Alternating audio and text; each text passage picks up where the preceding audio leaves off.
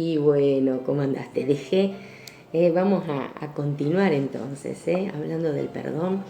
Y te decía que en la introducción de este tema te decía que el perdón es fundamental. Recibir, o sea, pedir perdón a Dios, recibir su perdón y recibirlo, ¿no? No quedarte, porque a veces le decimos, Señor, perdóname, pero después nos quedamos todavía con ese sentimiento de no haber sido perdonado. Si vos le decís al Señor, perdóname en el nombre de Jesús, perdóname, me arrepiento, el Señor te perdona. Y acepta ese perdón, recibilo. No vuelvas a tomar la culpa, porque el Señor te perdona. Bueno, y te dije que, bueno, que toda esta semana vamos a ver este tema del perdón. Y entonces fue necesario que el Señor Jesús, o sea, Dios mismo hecho hombre sobre la tierra, viniera a cumplir ese pago por nuestros pecados. Porque la ley antigua, la ley mosaica, ningún ser humano, ninguna persona la podía cumplir en su totalidad. Y dice la palabra, si faltas a una sola parte de la ley, faltas a toda. Entonces, Dios proveyó de cordero. Dios se proveyó a sí mismo para hacer ese cordero sin mancha que muriera por nuestros pecados. Y por lo tanto, para que a través de ese cordero, para que a través de Jesús nosotros fuéramos perdonados.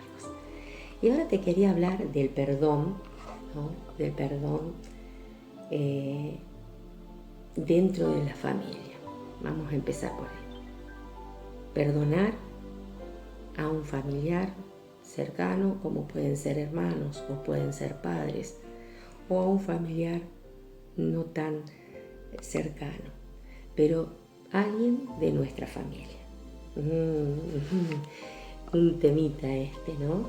Y entonces vamos a hablar del perdón dentro de la familia, y lo quiero hacer a través de la historia de José. Por eso es que si no es muy probable que continuemos. Hoy es martes 6 de abril, es probable que continuemos miércoles 7 de abril con la misma historia. ¿Sabes por qué? Porque José es muy interesante y no quiero sintetizarte los hechos que justamente hacen que esta actitud de perdón de José sea aún más valioso, ¿no? Porque realmente pasó por muchas causas, por muchas cosas, por muchas circunstancias difíciles, tremendas, a causa del celo de sus hermanos. Por eso quiero contarte desde el principio. Así todo lo voy a hacer lo más breve que puedo, pero no quiero dejar de señalarte los distintos procesos, los distintos procesos, circunstancias que José tuvo que pasar. Y acá nos cuenta, y esta historia tan buena, tan interesante y tan tremendo ejemplo que Dios nos deja a través de la vida de José, para que nosotros lo tomemos en cuenta, para que sea un poco, no un poco, es un ejemplazo, ¿no? Un ejemplo para tener en cuenta nosotros en nuestra propia vida a la hora de, en este caso yo lo aplico al perdón, pero esto es toda una historia muy rica que la podemos, vos te vas a dar cuenta que hay muchas cosas que se pueden sacar de ahí, de la historia, así que presta atención, no te canses ni te aburres, porque esto es una historia tremenda, interesante, y que así como pasó en el tiempo antiguo, puede pasar, seguramente ha pasado también en este tiempo. Y acá, a partir del versículo 37, nos comienza a contar que siendo José un joven de 17 años, estaba allí viviendo con su familia. Jacob, Israel era su padre, y tenía 11 hermanos más, José. Así que, pero acá la palabra dice que este papá amaba a José más que a todos sus hijos. Y ahí ya tenés un punto para tener en cuenta las consecuencias de cuando nosotros podemos hacer diferencia con nuestros hijos. Pero eso es harina de otro costal. Hoy no vamos a tocar eso. Yo quiero ir rápidamente contándote cómo viene la mano para que también puedas entender en algún punto a los hermanos de José. Dice que este padre de familia, llamado Jacob o Israel, amaba a José más que a todos sus hijos. ¿Por qué? Porque lo tuvo en su vejez. Era casi como un nieto para él, ¿no? Y le hizo una túnica de diversos colores.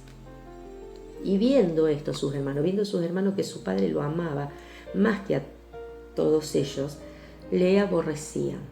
Fueron acumulando en su corazón, en su ser, resentimiento. Y no podían hablarle pacíficamente. Y comienza José así desde jovencito, desde los 17 años, a soñar, a tener sueños que Dios, eran sueños a través de los cuales Dios estaba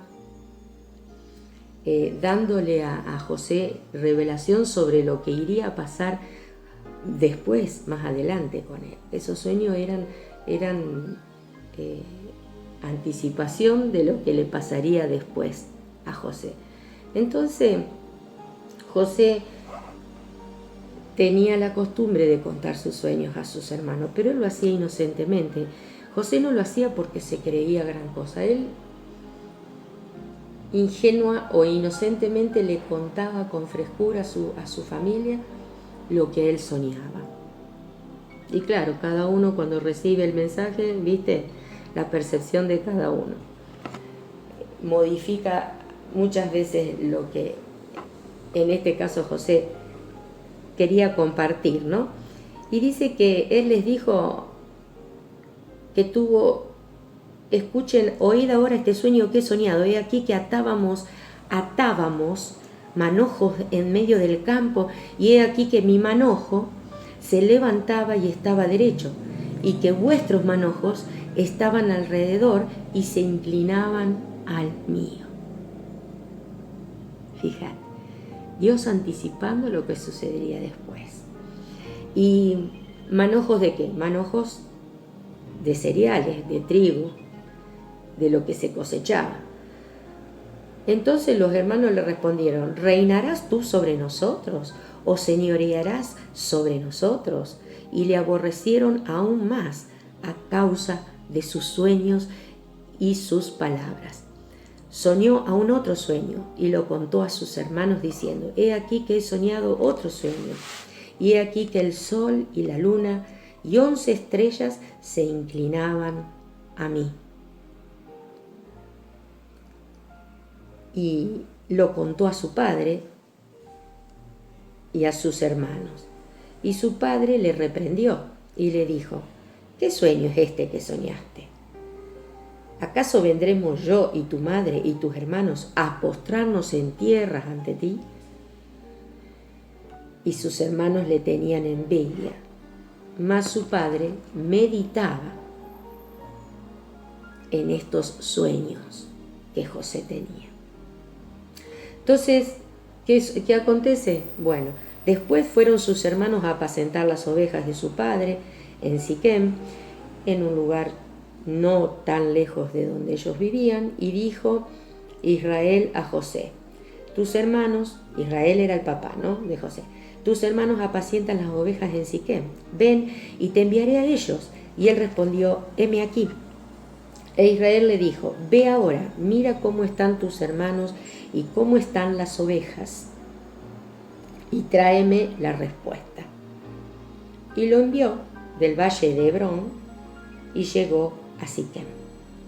Y lo halló un hombre, andando él errante por el campo, y le preguntó a aquel hombre diciendo: ¿qué buscas?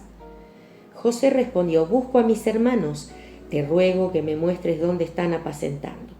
Aquel hombre respondió: ya se han ido de aquí, y yo les oí decir: vamos a Dotán. Entonces José fue tras sus hermanos y los halló en Dotán, otro lugar. Entonces José fue tras sus hermanos.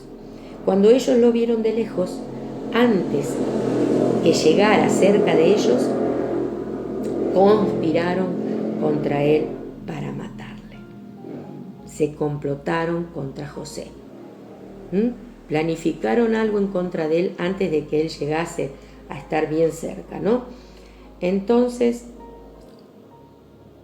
dijeron el uno al otro: he aquí viene el soñador, ahora pues venid y matémosle y echémosle en una cisterna, y diremos: alguna mala bestia lo devoró, y veremos qué será de sus sueños.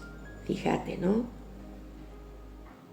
Cuánto odio que habían levantado sus hermanos contra él, por compartir sus sueños y por esa predilección que el papá tenía. Cuando Rubén, el hijo mayor, el hermano mayor, oyó esto, lo libró de sus manos y dijo: no lo matemos. Y les dijo Rubén: no derraméis sangre, echadlo en esta cisterna que está en el desierto, y no pongáis mano en él, por librarlo así de sus manos, para hacerlo volver a su padre. Sucedió pues que cuando llegó José al lado de sus hermanos, ellos quitaron a José su túnica, la túnica de colores que tenía sobre sí, y le tomaron y le echaron en la cisterna. Pero la cisterna estaba vacía, no había en ella agua. Y se sentaron a comer pan, y alzando los ojos miraron, y aquí una compañía de ismaelitas que venía de Galaad, y sus camellos traían aromas, bálsamos y mirra, e iban a llevarlo a Egipto.